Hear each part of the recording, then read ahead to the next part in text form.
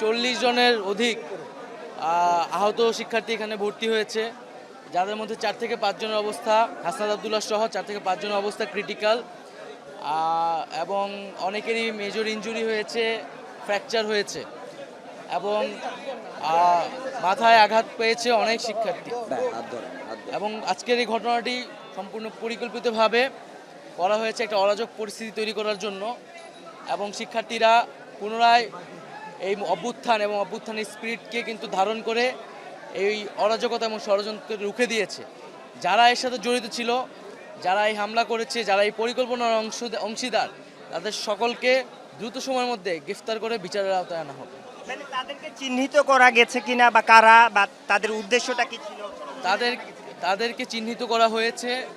আমরা শান্তিপূর্ণ অবস্থান চাচ্ছিলাম, এই জন্য কিন্তু আমরা কোনো ধরনের ব্যবস্থা নিইনি। তাদের সাথে আমরা কয়েক দফায় আলোচনা করেছি, তাদের দাবিগুলো কিন্তু আমরা পূরণ করেছি, এবং বাকি দাবিগুলোর জন্য তাদের সাথে আলোচনা এবং সময়ের কথা বলেছি।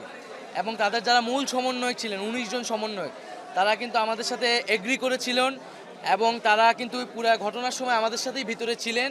তারা এই আন্দোলন স্থগিত করে ঘোষণা দিয়েছিলেন, কিন্তু বাইরে কিছু উস্কানিদাতা ছিল, কিছু ষড়যন্ত্রকারী ছিল, যারা এই পুরা স্যাবোটেজটা করেছে, এবং তারা চিহ্নিত আছে, এবং তারা সহ যারা এটার অংশীদার, তাদেরকে দ্রুত সময়ের মধ্যেই, আজকে রাতের মধ্যে তাদেরকে গ্রেফতারের প্রচেষ্টা করা হচ্ছে। আনসার ডিজি বলেছেন যে তারা ব্যাটালিয়নের সদস্য না, সেই জায়গা থেকে আপনারা নিশ্চিত হতে পেরেছেন কিনা? হ্যাঁ, এরকম আমরা শুনেছি যে তারা অঙ্গীভূত আনসার, এবং এর বাইরেও এখানে বিভিন্ন ধরনের সিভিল ড্রেসের লোকজন এসেছিল, এবং পুরো ঘটনাটি তদন্ত করে দেখা হবে যে ঘটনাটি কেন, কিভাবে তারা করা হলো, কোন উদ্দেশ্য থেকে তারা করেছিল।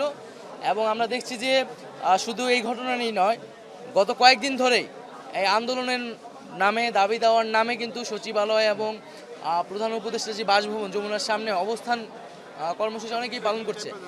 আমরা সকলের দাবি দেওয়ার প্রতি শ্রদ্ধা রাখি, যে সকলের যে কারো যৌক্তিক দাবি কিন্তু পূরণ করা হবে। কিন্তু এখন যেখানে দেশে একটা বন্যা পরিস্থিতি চলতেছে, সারা দেশের মানুষ ঐক্যবদ্ধ ত্রাণ কর্মসূচির জন্য, এইরকম সময়ে এই ধরনের দাবি দেওয়া নিয়ে আসা হচ্ছে, সবাইকে ধৈর্য ধরে আহ্বান।